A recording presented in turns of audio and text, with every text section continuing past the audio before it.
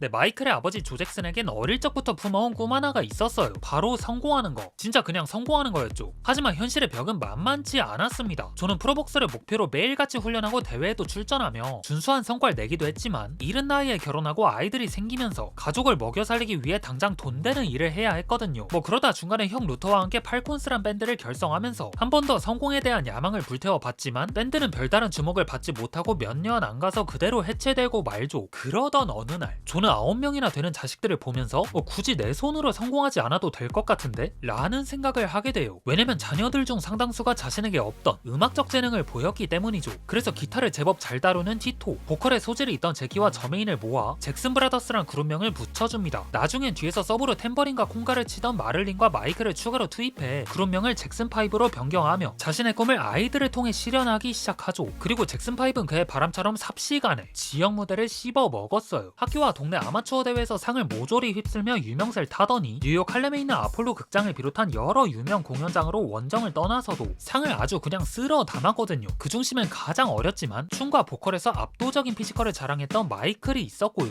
그리고 이때 이들의 포텐을 가장 먼저 발견한 이가 있었으니 바로 소울의 여제 글래디스 나이트였죠. 당시 모타운에서 가장 잘나가는 아티스트 중 한 명이었던 이누님은 잭슨5의 가능성을 미리 알아보고는 그들의 데모 테이프를 레이블 사장 베리 고디에게 전달했습니다. 하지만 데모 테이프를 들어본 고디의 생각은 달랐어요. 그 당시 잭슨5가 아직 아마추어라 프로씬에서 검증이 안 됐던 것과 더불어 스티비 원더 이후로 어린애들을 영입하는 데 있어서 그다지 긍정적이지 않았거든요. 그래서 이 형님은 데모 테이프를 다시 돌려주란 말만 전했다 하죠. 그리고 이를 전해들은 아버지 조는 일단 지역 음반사와 계약을 추진해 그룹의 데뷔곡을 낸 다음 모타운과 쇼부를 쳐야겠다는 전략을 세웁니다. 그렇게 잭슨5는 데뷔 싱글 빅보이를 발표하며 씬에 정식으로 입성하게 되죠. I'm a big boy now that's looking for.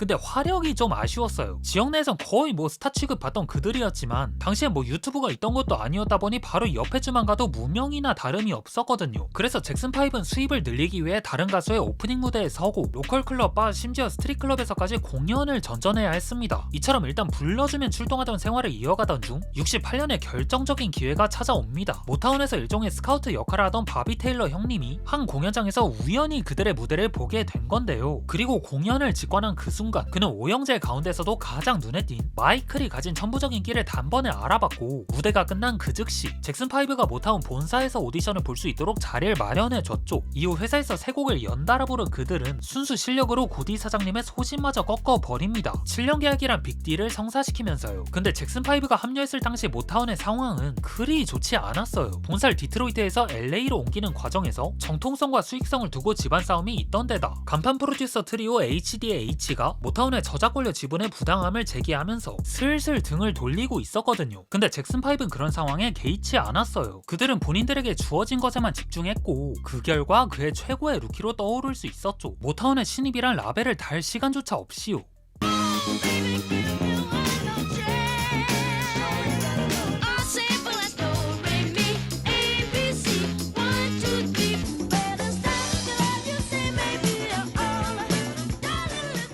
이처럼 잭슨5의 인기가 절정에 달하던 시기 마이클은 멤버들 중 가장 먼저 솔로 활동 준비에 착수합니다. 소녀미와 남성미가 동시에 묻어나는 독보적인 음색, 특정 장르에 얽매이지 않은 폭넓은 음악 스펙트럼, 거기에 절제된 춤성과 귀여운 외모를 갖춘 그가 솔로 데뷔를 하지 않을 이유가 전혀 없었으니까요. 그래서 모타운 측에서도 이런 마이클의 강점을 살려 잭슨5의 주력 상품이었던 버블건 팝에 더해 발라드, 소울, 펑크, R&B를 위시한 그 하위 장르들까지 폭넓게 제공했고 육각형 플레이어 마이클은 이를 어색함 없이 소화해냈죠. 그중 가투비 대열 밴, 락킹 로빈 같은 곡들은 그 나이 때 가수들이 이루기 힘든 상업적 성취를 달성하기도 했고요. 하지만 모타운에서 솔로 활동을 이어갈수록 마이클의 불만도 함께 늘어갔어요. 레이블이 창작 과정에서 아티스트의 개입을 철저히 제한하고 곡 선정이나 앨범 방향성에 있어서도 아주 고압적인 태도를 유지했거든요. 그렇다고 그 곡들이 혁신적이거나 기깔난 것도 아니었고요. 이와 같이 마이클의 불만은 모타운과 함께한 지 6년이 됐을 때쯤 결국 임계점을 넘어서 버렸고 그와 비슷한 생각을 갖고 있던 그의 형제들 또한 같은 같은 해 모타운을 떠나기로 결심하죠. 이후 그들이 선택한 새 보금자리는 에픽 레코드였고 여기서부터 그들은 더 이상 잭슨5가 아닌 잭슨스로서 활동합니다. 하지만 새 출발이라 해서 모든 게 술술 풀리진 않았어요. 마이클은 에픽 레코드에서 창작의 자유를 보장받았음에도 꾸준히 떨어지는 앨범 성적을 좀처럼 반등시키지 못했고 본인들의 이름을 내건 TV쇼 더 잭슨스에선 PD 작가 양반들이 시키는 범위 내에서 절대로 벗어나면 안 됐거든요. 심지어 자신의 스크린 데뷔작마저 흥행에 참패하며 상황은 악화돼가고 있었고요. 근데 이런 난관 속에서도 이 형님은 새로운 기회를 발견합니다. 아까 그 TV쇼 코너의 일부인 온더월에서 자신의 다음 앨범 컨셉 아이디어를 얻음과 동시에 영화의 음악 감독으로 영혼의 파트너 퀸시 존스 형님을 만난 거죠. 그리고 이 역사적인 둘의 만남은 팝음악의 흐름을 뒤바꾸는 대전환점의 시작이었습니다. 자, 1970년대 후반의 주류 음악 시장은 디스코가 씹어먹고 있던 시기였어요. 베트남 전쟁 종전 이후 찾아온 안정감과 미국 경제의 호황이 이어지던 흐름 속에 사람들이 하나로 모여 춤추기 좋은 음악 8비트 기반의 디스코가 폭발적으로 소비됐죠. 도나 서머, 비지스, 시크, 빌리지 피플, 시스터 슬래지 같은 분들이 너 한번 나 한번 이를 논아먹고 있을 정도로요. Looking for some hot stuff, baby, this evening. I need some hot stuff.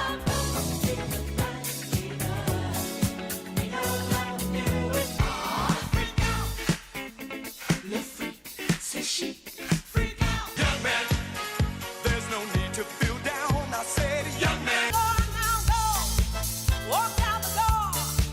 Just turn around now. 하지만 이 화려함 뒤에는 디스코가 갖고 있던 급진적인 성향이 다른 장르 팬들과의 마찰을 일으키는 원인이 됩니다. 디스코는 사실 단순한 댄스 음악이 아니라 흑인 라틴계 여성 LGBTQ 커뮤니티가 주도해서 만든 문화였기에 당시로선 굉장히 진보적이고 해방적인 메시지를 담보하고 있었죠. 문제는 이 지점에서 백인 이성애자 록팬 남성 집단과의 대립이 말도 안 되게 거세졌단 거예요. 누구보다 록 음악을 사랑한 이 수컷 형님들 입장에선 디스코가 자신의 문화적 주도권을 위협한다 느꼈고 그들의 내면 속에서 누적된 분노 게이지는 결국 디스코 폭파의 밤으로 이어지죠. 그렇게 이 사건을 기점으로 디스코는 이전부터 진행되고 있던 과도한 상업화와 맞물려 순식간에 메인스트림에서 밀려났고 그 자리를 힙합을 비롯한 다른 장르들이 채우면서 미국 주류 음악 시장의 판도는 뒤바뀝니다. 근데 마이클은 이런 격변의 한가운데서 디스코를 주무기로 꺼내 들었고 그 결과는 놀랍게도 대성공이었죠.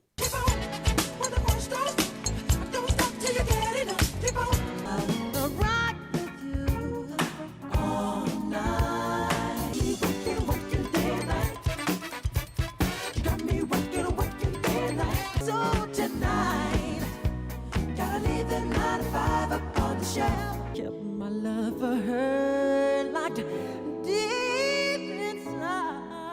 앨범은 2천만 장 이상 팔리고 이 두 곡은 빌보드 1위를 번갈아 찍으면서 하락세를 걷던 마이클에게 커리어의 변곡점을 만들었습니다. 퀸시 존스와의 협업 아래 기존에 있던 디스코를 다른 차원으로 끌어올린 이 작품은 세련된 사운드와 유기적인 장르 간 조화, 마이클의 성숙하고 날카로워진 보컬 테크닉, 리듬을 갖고 노는 감각, 그리고 음악과 일체화된 표현력까지 더해지면서 대중과 평단의 뜨거운 반응을 자아냈습니다. 하지만 이렇게 시대를 대표할 만한 명반을 탄생시켰음에도 그래미는 이를 외면했어요. 고작 2개 부문에 마이클을 후보로 지명한 데다 베스트 R&B 보컬 퍼포먼스 달랑 이거 하나만 주고 끝냈거든요. 이 같은 그래미의 결정은 마이클의 업적을 의도적으로 축소시키려는 듯한 수상한 낌새를 보였고 이는 파워 애견남인 그조차 개빡돌게 했죠. 다시는 이런 일이 일어나선 안 된다 라는 말을 남길 만큼요. 그리고 이 주체할 수 없는 분노는 다음 앨범의 동력으로 이어집니다. 모든 트랙을 히트시키고야 말겠다는 야심을 갖고서요. 그렇게 다시 한번 퀸시 존스와 함께 스튜디오에 짱박혀 앨범 모드에 돌입한 그는 3배럭을 동시에 가동할 정도로 밤낮 없이 작업에 올인했죠. 그리고 마침내 1982년 11월 30일 마이클은 현존하는 앨범 중 가장 높은 판매고를 올린 스릴러를 드랍합니다.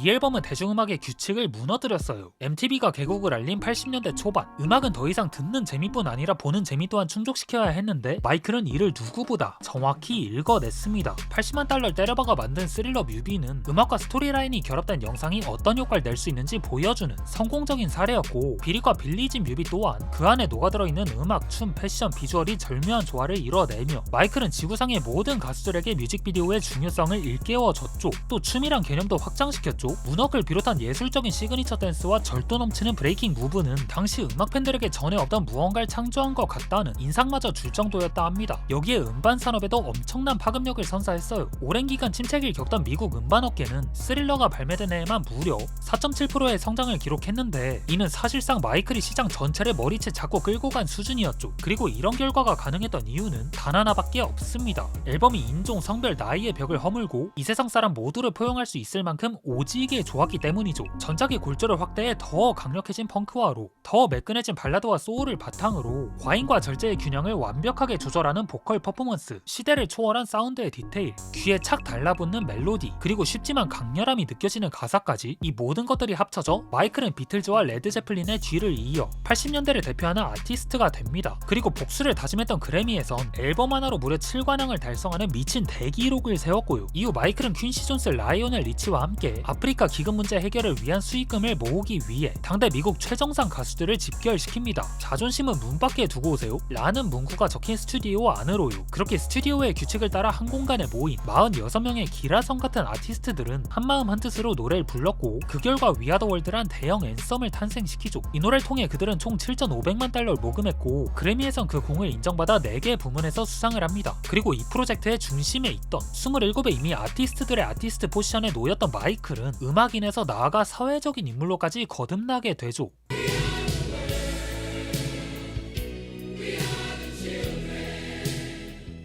근데 마이클은 다음 앨범을 발표하기까지 온갖 힘든 일들에 시달려요. 팬들의 지나친 사생활 침해, 자신의 성공으로 인해 벌어진 가족 간의 갈등, 비틀즈 음악 저작권 인수가 빚은 폴 맥카트니와의 불화, 애완 침팬지 버블스 입양 논란, 펩시 광고 촬영 도중에 입은 심각한 부상, 그리고 빅토리 투어 티켓 가격 논란과 투어 이후 잭슨스 탈퇴 등등 너무나 많은 일들이 한꺼번에 연쇄적으로 일어났죠. 거기다 타블로이드에선 여성 호르몬 주사를 맞는다더라, 노화 방지 목적으로 매일 산소 챔버에서 잔다더라 같은 카더라 통신을 지속적으로 시전하자 이에 너무나 지쳐버린 마이클은 결국 세상으로부터 숨어버리기로 해요. 하지만 숨어 지내는 그 시간 동안에도 언론의 마이클 죽이긴 멈출 줄 몰랐습니다. 특히 얼굴 변화에 관한 자극적인 보도들이 끝없이 쏟아지며 음악인으로서 최고 주가를 달리던 그를 음악이 아닌 가십의 중심에 가둬버렸죠. 뭐 그에 대한 해명을 아무리 해도요. 그 때문에 이 형님은 차기작을 준비하면서 앨범이 완성에 가까워질수록 언론한테 다시 조명받는 그 순간이 두려워 오직 집과 스튜디오 안에만 머물렀다고 해요. 근데 이런 극심한 불안에 떨고 있던 마이클을 구해준 건 스승님 퀸시 존스였습니다. 존스는 마이클을 마이클 잭슨으로부터 벗어나게 하는 것이 급선무라 판단했고 그가 세간에 도는 의혹과 소문들을 모두 무시한 채 오직 앨범 작업에만 몰두할 수 있도록 마음을 단단히 붙잡아뒀죠. 이번엔 너의 삶 자체에 솔직한 마음을 담아서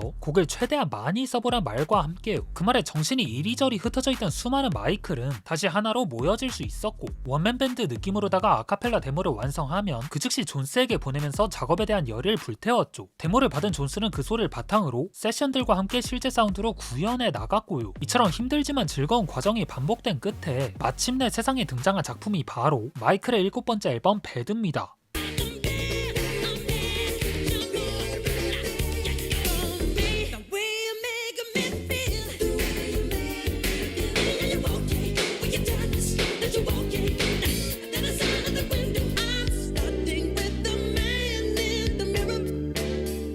전작 스릴러가 역대급 상업성과 음악성을 다 잡은 우주 명반이다 보니 마이클은 그에 못지않은 후속작을 발표하기 위해 많은 부분에서 노력을 기울였어요. 우선 엄청나게 허슬했죠. 무려 60곡 가량을 쓰고 그중 30곡을 따로 녹음할 정도로 선별 작업에 있어서 정말 신중에 신중을 가했습니다. 그리고 사운드의 한계를 뛰어넘기 위해 여러 첨단 디지털 악기를 들여와 아날로그 사운드와 결합해 역동적이면서도 깔끔한 사운드를 구축했죠. 여기에 모든 소리의 피치를 5%씩 높여서 보다 강렬한 인상을 남기고자 한 아이디어를 제공하기도 했고요. 결과물은 이런 마이클의 노력을 배신 때리지 않고 충분히 좋은 퀄리티로 나왔어요. 물론 개별 트랙들의 무게감이 스릴러만큼 압도적인 건 아니었지만 스무스 크리미널, 배드, 더 웨이 유 메이크 미 필, 맨 인 더 미러 같은 띵곡들이 그 아쉬움을 상당 부분 달래줬죠. 이는 앞선 새로운 사운드 메이킹의 도입과 다양한 장르의 크로스오버, 마이클에 빨려 들어갈 듯한 보컬 퍼포먼스가 톱니바퀴 마냥 잘 구동한 덕분이고요. 그렇게 앨범은 3,500만 장이나 팔려나가는 대기록을 또 한 번 세웠고 앨범 수록곡 중 5곡이 빌보드 핫백 꼭대기를 찍을 수 있었죠. 있었죠. 자, 근데 다음 앨범 제작에 들어가기 전 마이클은 개인 커리어 사상 가장 중대한 결정을 내립니다. 시대가 변하고 음악 트렌드도 바뀌면서 그 흐름에 탑승하기 위해 오랫동안 함께했던 존스 선생님과 작별하고 당시 가장 핫하게 떠오르던 뉴잭스윙의 창시자 테디 라일리를 새 프로듀서로 모셔온 건데요. 근데 마이클의 제안을 수락한 테디는 부담감이 엄청났어요. 당연히 마이클 앨범이니까 본인이 거기다가 뭔 짓을 해도 무조건 잘 팔릴 건 알았지만 이 형님이 단순히 대중성만 챙기지 않고 음악성도 동시에 챙기는 팝의 황제였다 보니 본인 잘못으로 그의 명성에 누를 끼치면 어쩌나 했으니까요. 그래서 테디 마치 개인 앨범 작업하듯이 혼신의 힘을 쏟아서 만들었죠. 마이클이 완벽주의 패시브를 발동해서 더 다르고 강하고 새롭게를 요구하면 최대한 그 오더에 따라 음악을 출력해 가면서요. 그렇게 러닝타임 한 1시간이 훌쩍 넘는 대서사시 데인저러스가 탄생합니다. dangerous. The girl is so dangerous. Remember the time we fell in love. Remember the time. I believe in miracles, and a miracle is happening tonight. Heal the world, make it a better place.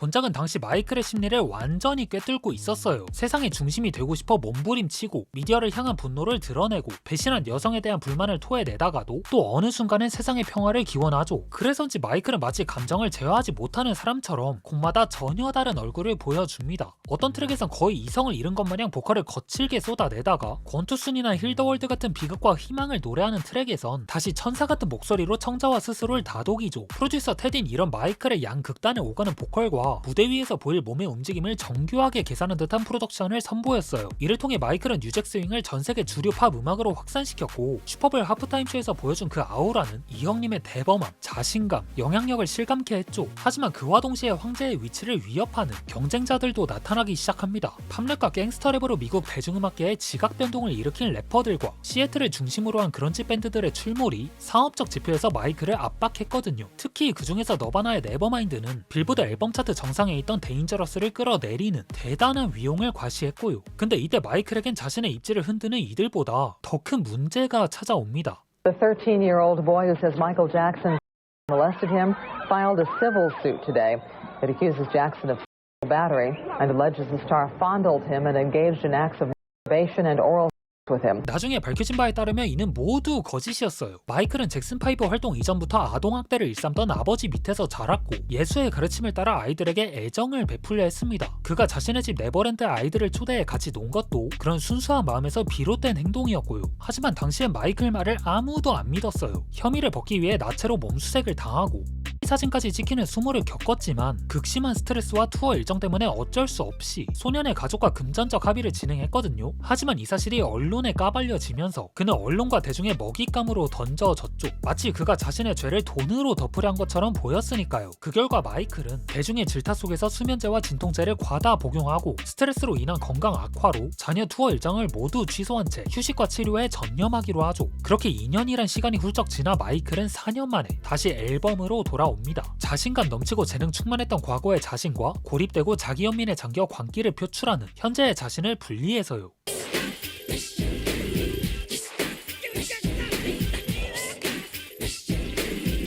Sue me, everybody do me, kick me, kick me, don't you black and white me. Did you ever stop to notice all the children dead from war? You're always in my heart, but you're not alone.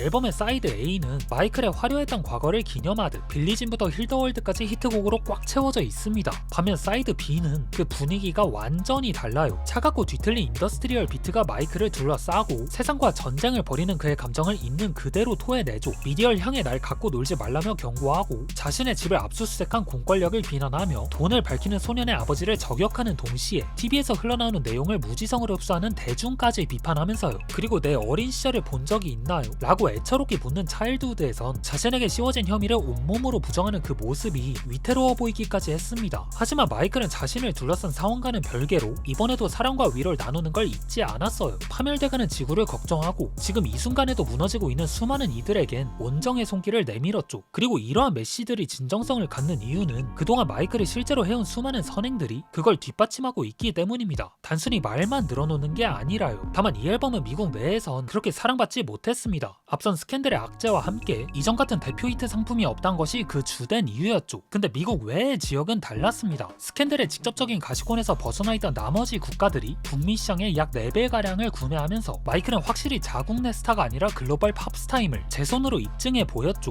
그 후 마이클은 역대 가장 많이 팔린 리믹스 앨범을 발표하고 공연 위주의 활동을 이어가다가 4년 뒤 3천만 달러를 투입해 만든 앨범 인빈서블을 내놓습니다.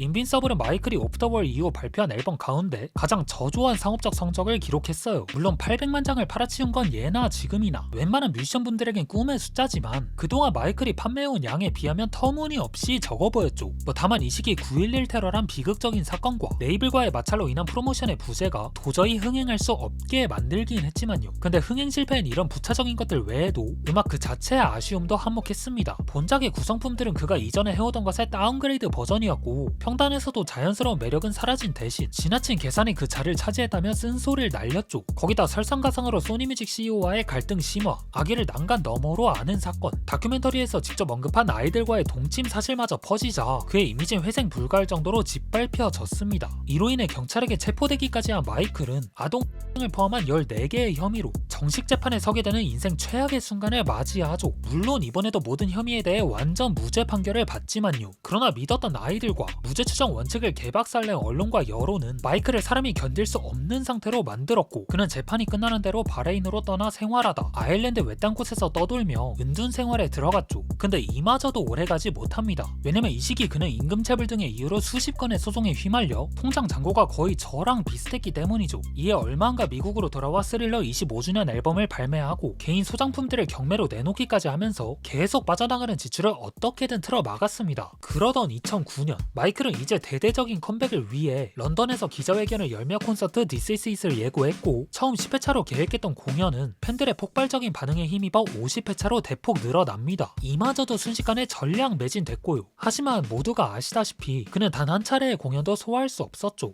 Multiple media outlets are now reporting that pop singer Michael Jackson has died. Jackson was not breathing when paramedics arrived at his home after a 911 call. We are watching for any new developments on this breaking news. We will bring them to you as soon as we learn them.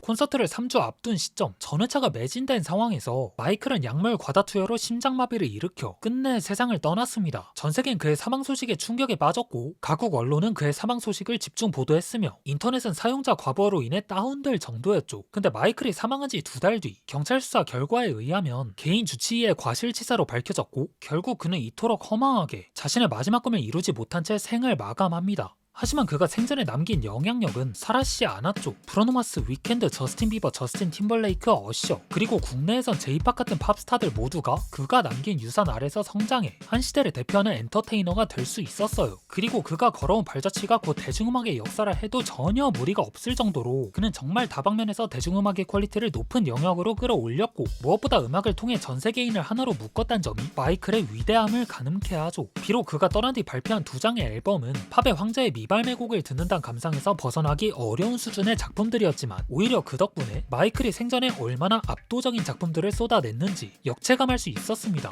자, 그리고 오는 26시즌 5월 마이클의 일생을 담은 정기 뮤지컬 영화 마이클이 개봉한다 합니다. 주인공 역할은 놀랍게도 그의 실제 조카 자파르 잭슨이 맡았는데요. 덕분에 싱크로율 측면에선 그 어떤 배우보다 압도적인 몰입감을 기대해 봄직하고 무엇보다 영화보다 더 영화 같은 그의 삶을 스크린에서 볼 수 있다는 점이 마이클의 팬분들 입장에서 너무나 좋을 것 같습니다. 연출 과정에서 정말 큰 사고만 없다면 말이죠. 네, 그럼 남은 시간 동안 영화 마이클을 다 같이 한번 기다려 보면서 이번 영상은 여기서 마치고 전 다음에 올게요.